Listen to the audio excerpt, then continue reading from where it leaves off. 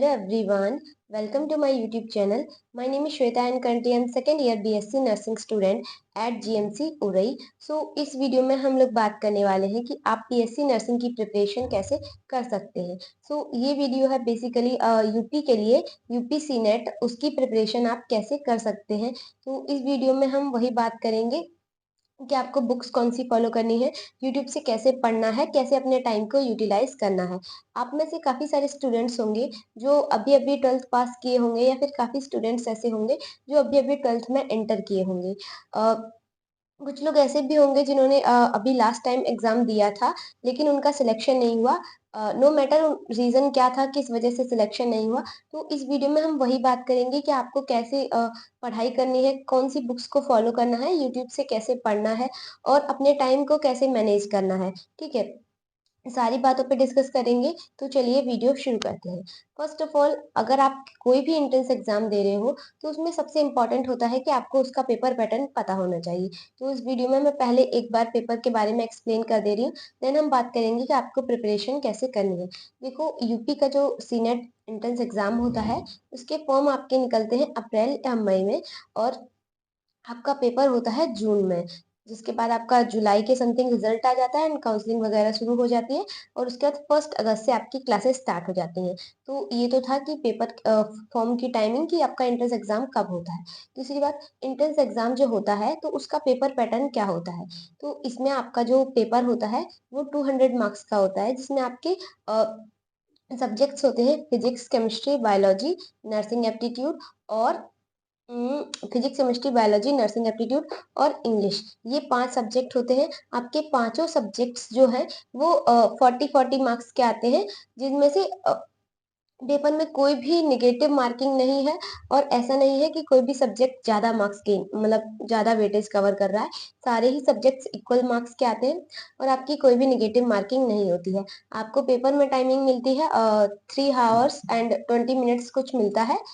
3 hours आप range लेके चलिए क्योंकि आपकी जो आंसर शीट होती है वहाँ पे वो ओएमआर शीट होती है, तो वो आपको फिल करनी होती है, तो उसमें ज़्यादा टाइम लगता है वैसे आंसर टिक करने के वजह. तो इस पेपर में आपके पास सबसे अच्छा बेनिफिट ये है कि यहाँ पे कोई नेगेटिव मार्किंग नहीं है. दूसरी बात, जो आपके इजी सब्जेक्ट्स हैं वो भी इक्वल वेटेज कवर कर रहे हैं. जो आपके हार्ड सब्जेक्ट्स हैं जैसे कि फिजिक्स, केमिस्ट्री, वो भी इक्वल वेटेज कवर कर रहे हैं. तो जो चीज़ आप फिजिक्स, केमिस्ट्री में कवर नहीं कर पा रहे, तो वो आप अपने जो इजी सब्जेक्ट्स हैं उनमें स्कोर कर सकते हैं, ठीक है? ये पेपर की बात. अब दूसरी बात है कि पेपर दे कौन सकता है, कौन-कौन से कैंडिडेट्स एलिजिबल होते हैं इसके लिए. तो आप 12th पास हैं बायोलॉजी से, तो आप ये एग्ज़ाम दे सकते हैं. दूसरी बात, आपके जो मेन सब्जेक्ट्स होते हैं फिजिक्स, केमिस्ट्री, बायोलॉजी, इनको मिला फिजिक्स, केमिस्ट्री, बायोलॉजी और इंग्लिश, इनको मिला के आपके जो मार्क्स होते हैं, अगर आप जनरल और ओबीसी कैटेगरी से हैं तो आपके 45% से अबव होने चाहिए. उसके बाद अगर आप एससी, एसटी, पीडब्ल्यूडी से बिलॉन्ग करते हैं तो आपके जो टोटल मार्क्स इन सब्जेक्ट्स को मिला के 40% होने चाहिए, ठीक है? और अगर आपकी एज 17 ईयर से अबव है और 30 ईयर से कम है तो आप ये एग्ज़ाम दे सकते हैं. और अगर आप मैरिड हैं या अनमैरिड हैं, फिर भी ये एग्ज़ाम दे सकते हैं. मैरिज का कोई वो नहीं है रेस्ट्रिक्शन और लड़के-लड़की का कोई रेस्ट्रिक्शन नहीं है, यहाँ पे कोई भी एग्ज़ाम दे सकता है. आई होप मैंने अभी तक आपको जितना समझाया था पेपर पैटर्न के बारे में, उतना आपको समझ में आ गया होगा. अब हम लोग बात करते हैं कि आपको प्रिपरेशन कैसे करनी है. तो उससे पहले प्रिपरेशन कैसे करनी है, 2-3 बहुत ही कॉमन से क्वेश्चन हैं, जो कि मैं इसी में इंक्लूड करना चाहती हूँ. जैसे कि 1-2 लोग मुझसे पूछ रहे थे कमेंट्स में कि हमने विजय एजुकेशन का बैच ले लिया है या फिर कोई बोल रहा था कि तिवारी क्लासेस से हमने बैच ले लिया है, तो क्या हमारा सिलेक्शन हो जाएगा? तो देखो, तुम्हारा बैच लेना और सिलेक्शन होना कहीं से आपस में रिलेटेड नहीं है. इन अ, जो भी चीज़ें हैं, मान लो आप बैच ले रहे हो कहीं से या फिर कोई भी कोर्स परचेज़ कर रहे हो, तो उससे ये नहीं है ना कि आपका सिलेक्शन हो जाएगा. अगर आप अच्छे से पढ़ाई कर रहे हो, तो आपका सिलेक्शन हो ही जाएगा, उसमें बैच का कोई रोल ही नहीं है. बैच आपको गाइड कर सकता है, आपको मटेरियल प्रोवाइड कर सकता है पढ़ने के लिए, बट जब तक आप खुद से नहीं पढ़ोगे, तो आपका सिलेक्शन नहीं होगा. उसके बाद अगर आप किसी भी कहीं से भी बैच ले रहे हो, उसके बाद आप उसको ब्लेम कर रहे हो कि मैंने बैच लिया था, पता नहीं कैसा पढ़ाया है, तो मेरा सिलेक्शन नहीं हुआ. तो सामने वाले को ब्लेम करने से अच्छा है कि आप पहले खुद से अच्छे से पढ़ो. उसके बाद भी अगर आपको कहीं प्रॉब्लम आ रही है, अगर आपको लग रहा है कि आपकी कहीं से भी कोई सी भी मिस्टेक हो रही है जहाँ पे आप नहीं पढ़ पा रहे हो, तो वो चीज़ आप मुझसे पूछ सकते हो। लेकिन ऐसे बार-बार आके बैच ले लिया है, सिलेक्शन हो जाएगा या नहीं, तो ये सारी चीज़ें देखो सही नहीं है। आपने ले लिया है, आप पढ़ाई तो करो। अगर आप लेने के तुरंत बाद ऐसे ले लिया है, तो उससे सिलेक्शन नहीं होता है, ठीक है? पहले पढ़ो, उसके बाद अगर कोई चीज़ तुम्हें नहीं समझ में आ रही, तुम आओ कमेंट्स में पूछ लो, मैं बता दूँगी, मैं मना नहीं कर रही हूँ। बट ऐसे फालतू के क्वेश्चन्स करने का कोई मतलब नहीं है, ठीक है? दूसरी चीज़, आप में से काफ़ी लोग पूछ रहे थे कि बुक कौन-सी लेनी है और कौन-सी बुक ज़्यादा अच्छी रहेगी। तो इसके लिए मैंने पहले से एक वीडियो अपलोड कर रखा है, जिसमें मैंने 5-6 बुक्स बताई हैं आपको और वो बुक्स हिंदी और इंग्लिश दोनों मीडियम में अवेलेबल हैं। 1-2 बुक्स ऐसी हैं जो केवल इंग्लिश में हैं, बट 3-4 बुक्स जो हैं वो हिंदी, इंग्लिश और दोनों में आपको मिल जाएँगी। तो काफ़ी लोग ऐसे बोलते हैं कि बुक्स को प्रमोट कर रहे हैं, तो बुक्स को प्रमोट नहीं कर रहे हैं। जो बुक्स मुझे सही लगी थी या फिर मैंने वो बुक्स अपने जूनियर्स के साथ डिस्कशन करके आपको बताई हैं। अगर आपको लेना है तो आप ले लीजिए अपनी पर्सनल इच्छा से। कोई फ़ोर्स नहीं है कि यही बुक लोगे तभी सिलेक्शन होगा। सिलेक्शन पढ़ाई से होता है, किसी बुक या बैच से नहीं होता है। बस यही 2 चीज़ें थी जो मुझे ज़्यादा इम्पोर्टेंट लग रही थी डिस्कशन के लिए। अब बाकी हम आगे वीडियो कंटिन्यू कर रहे हैं, जिसमें हम बात करेंगे कि आपको कैसे पढ़ाई करनी है, ठीक है? आपको पढ़ाई कैसे करनी है? जैसे कि आप लोग को पता है कि आपके पास 5 सब्जेक्ट्स हैं, तो 5 सब्जेक्ट्स में अगर आप स्टार्टिंग करते हैं अपनी पढ़ाई की, तो आप ईज़ी सब्जेक्ट से स्टार्ट कीजिए, क्योंकि ईज़ी सब्जेक्ट से अगर हम पढ़ते हैं, तो हमारा इंटरेस्ट थोड़ा रहता है पढ़ाई में। उसके बाद आपको अगर आप थोड़ा-सा भी पढ़ लोगे ना, मतलब जैसे आपने दिन भर में कुछ नहीं पढ़ा और एक दिन में आपने कुछ पढ़ा है, तो वो दिन आपको अच्छा लगेगा, थोड़ा प्रोडक्टिव लगेगा कि आपने कुछ किया है दिन में। अब यहाँ पे 2 टाइप के स्टूडेंट्स होंगे, एक वो जो कॉलेज जाते हैं, कॉलेज मतलब स्कूल जाते हैं अभी, आप 12th में होंगे, एंड दूसरे वो जो ड्रॉपर स्टूडेंट हैं, जो घर पे रहते हैं। तो ड्रॉपर स्टूडेंट्स की हम बात बाद में करेंगे, पहले हम बात करते हैं जो स्टूडेंट्स अभी स्कूल जा रहे हैं अपने, जो भी अभी 12th मतलब करने जा रहे हैं या फिर 12th में हैं, अभी तो उन लोगों के लिए। तो सबसे पहले अगर आप लोग अभी जैसे कॉलेज जाते होंगे, तो कॉलेज टाइमिंग अगर आपकी 8 बजे से है, 9 बजे से है, वो आप अपने अकॉर्डिंग देख सकते हैं। तो प्रेफ़र करो, मतलब कोशिश करो कि 5 बजे उठ के आप पढ़ सको। 5 बजे आप 2 घंटे आराम से पढ़ सकते हो, 5 से 7।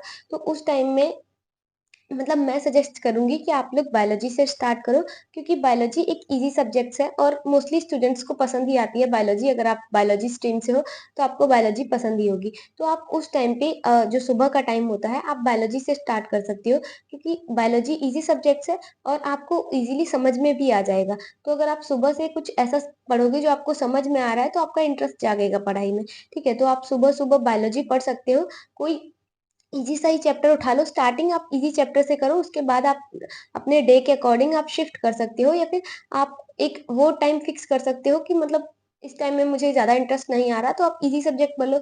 एटलीस्ट ये रहेगा ना कि आपने उतना टाइम पढ़ा, तो आपको कुछ तो समझ में आया, ऐसा रहता है, ठीक है? तो आप उस टाइम पे आप बायोलॉजी पढ़ सकते हो, देन आप अपने कॉलेज चले जाओ। उसके बाद कॉलेज में अगर आपको टाइम मिल रहा है, तो आप पढ़ाई कर लो, अगर टाइम नहीं मिल रहा है तो आपके जो कॉलेज में सब्जेक्ट्स पढ़ाए जा रहे हैं, बस उन्हीं पे ध्यान दो। और कॉलेज में अगर आप जा रहे हो तो वहाँ पे भी आपको पढ़ाया ही जा रहा होगा। वहाँ पे आप अपनी फिज़िक्स, केमिस्ट्री, बायोलॉजी जो भी है, फिज़िक्स, केमिस्ट्री, बायोलॉजी, इंग्लिश, ये 4 सब्जेक्ट्स तो आप अपने क्लास के साथ कवर कर ही सकते हो। एंड रही बात नर्सिंग एप्टीट्यूड की, तो नर्सिंग एप्टीट्यूड के लिए आप अलग से कुछ बहुत ज़्यादा मेहनत करने की ज़रूरत नहीं है। नर्सिंग एप्टीट्यूड का बस ये है कि अगर आप अभी से एक सिर्फ़ एक वीडियो बता रही हूँ, सिर्फ़ एक वीडियो डेली देखते हो, तभी भी आपका नर्सिंग एप्टीट्यूड आपके पेपर के टाइम तक कवर हो जाएगा और इतना हो जाएगा कि आप दोबारा रिवीज़न कर सकते हो।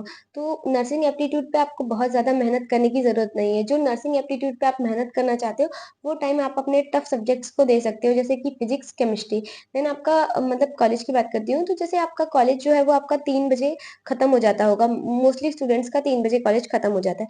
तो वहाँ से आने के बाद आप लोग रेस्ट कर सकते हैं 1-2 घंटे, क्योंकि जैसे कॉलेज के बाद हम भी थक जाते हैं, तो हम लोग मोस्टली रेस्ट करना प्रेफ़र करते हैं, उसके बाद ही हम लोग कोई काम करते हैं। तो जैसे कॉलेज के बाद आप रेस्ट कर सकते हैं, उसके बाद आप अपना 4 बजे से, मतलब 4 बजे से या 5 बजे से, जो भी आपका जब आप रिलैक्स फ़ील करो उसी टाइम पे पढ़ाई करो, क्योंकि थके माइंड से पढ़ाई नहीं होती है, ठीक है? तो आप जब रिलैक्स फ़ील कर रहे हो 5 बजे, 6 बजे, उतना टाइम आपके पास है, आप उस टाइम में कुछ भी करो, अपनी फ़ेवरेट एक्टिविटी कुछ भी कर सकते हो आप।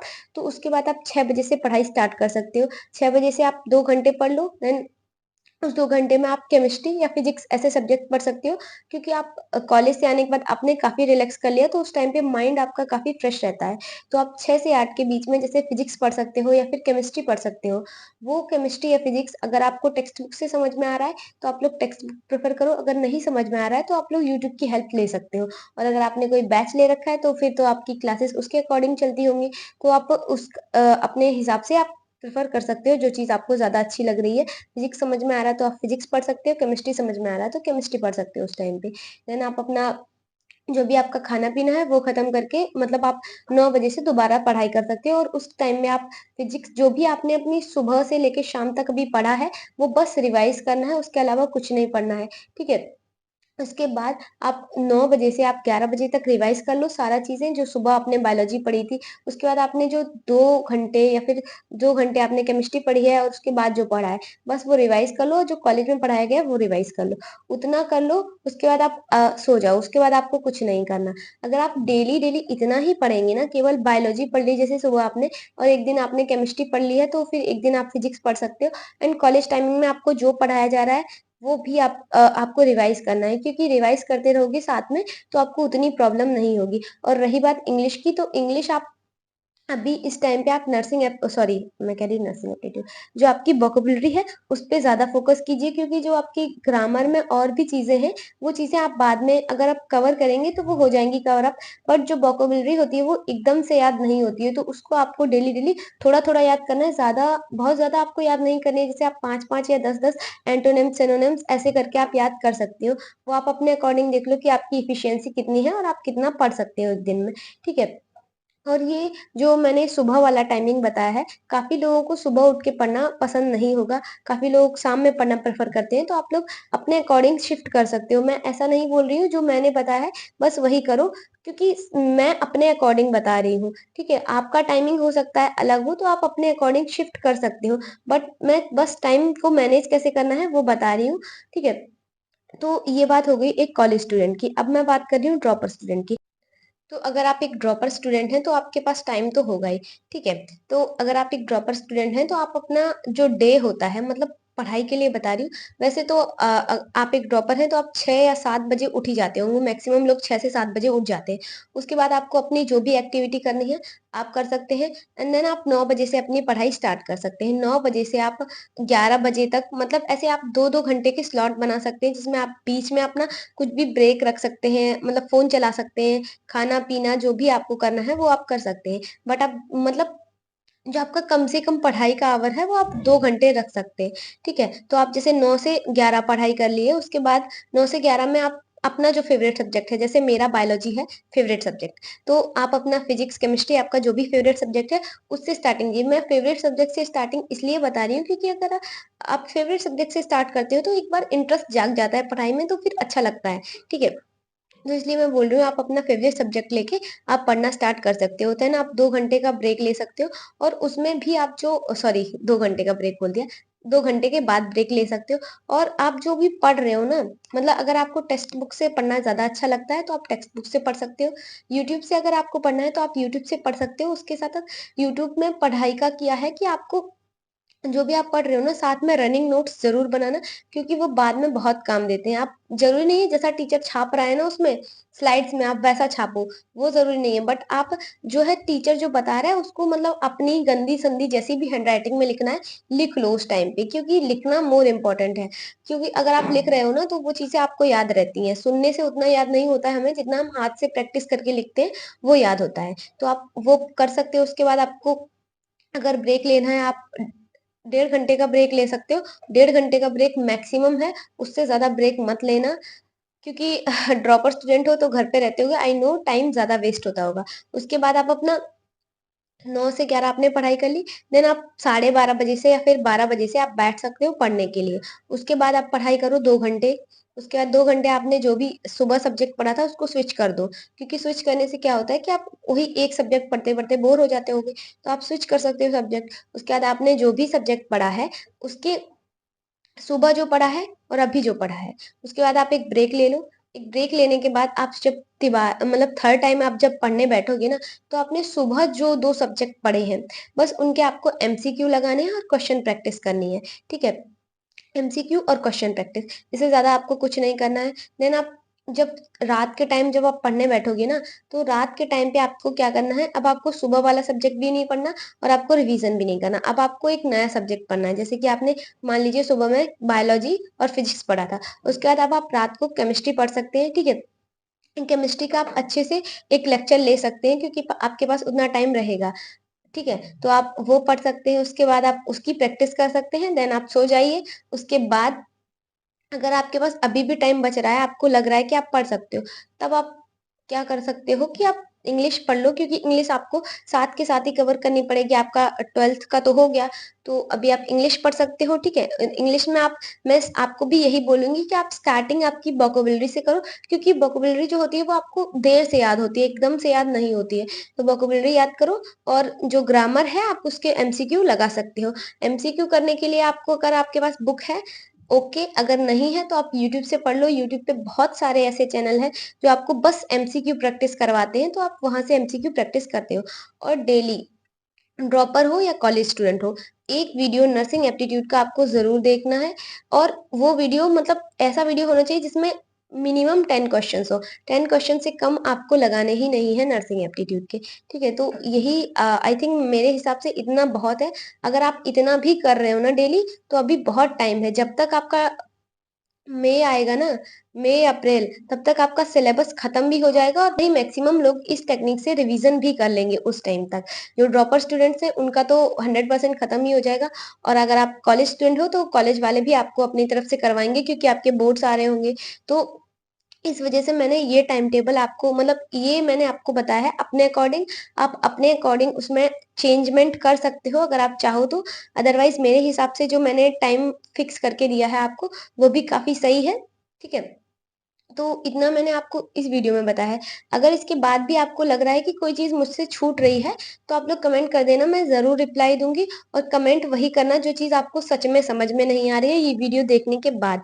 वीडियो देखे ऐसा मत करना कि वीडियो आपने देखा नहीं है और आप बिना देखे वही चीज पूछ रहे हो जो मैंने अभी अभी एक्सप्लेन की है, तो मैं रिप्लाई नहीं दूंगी, मैं अभी बता रही हूँ, ठीक है। बाकी इस वीडियो को यहाँ तक देखने के लिए थैंक यू। बाय बाय, मिलते हैं नेक्स्ट वीडियो में।